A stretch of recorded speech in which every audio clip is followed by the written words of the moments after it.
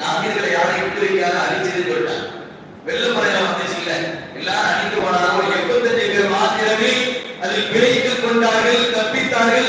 அல்லாஹ் சொல்றான், பஞ்சைனாக்கு வல்லதீன மஅகூஃபில் ஃபுல்கி, கப்பலிலே நூஹ் நபியோடு அல்லாஹ்வை ஈமான் கொண்டவர்களை நாம் காப்பாற்றினோம்.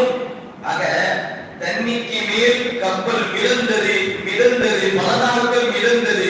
இது நூஹ் நபியுடைய சமூகத்திற்கு கிடைத்த மிகப்பெரிய பாக்கியம். நூஹ் நபிக்கு கிடைத்த மிகப்பெரிய பாக்கியம். கப்பலில் ஈமான் கொண்ட எல்லா மனிதர்களையும் மிதக்க வைத்து காப்பாற்றினார்கள்.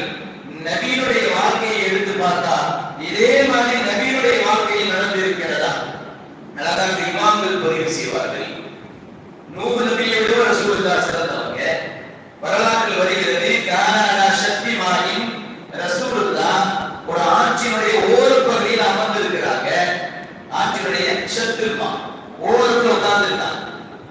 இந்த சைடு உட்கார்ந்த இக்ரிமத்துடன் அபூஜலுடைய மகன் இக்ரிமா இஸ்லாத்தை ஏற்றுக்கல. அவர் பக்கத்தில் அமர்ந்திருக்காரு, கொஞ்சம் தூரமா.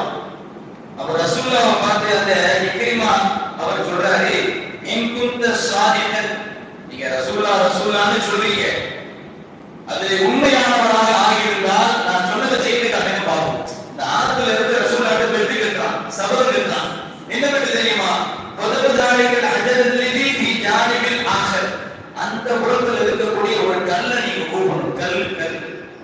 கல்ல நீங்க அந்த புறத்துல, இந்த புறத்துல இல்ல, அந்த ஆறு மணி அந்த புறத்துல ஒரு இது தொடங்குது இல்ல, அங்க இருக்கக்கூடிய கல்லை நீங்கள் கூப்பிட வேண்டும். அது தண்ணீரில் நீந்தி வர வேண்டும். அது தண்ணீரில் மூழ்கி விடக் கூடாது. இதெல்லாம் நீங்க செஞ்சு காட்டுங்க, நீங்க சரியான ரசூலுல்லாஹ் நான் ஏத்துக்கிறேன். ஒன்னும் சொல்லல, அந்த கல் இஷாரா செய்தாங்க. அங்க இருக்கக்கூடிய கல் இஷாரா செய்தாங்க. கிதாபுகளில் வருகிறது, அந்த இடத்துல இருந்து கல் அப்படியே நவுந்து, எந்த இடத்துல கல் இருந்துச்சோ அந்த இடத்துல இருந்து புரண்டது.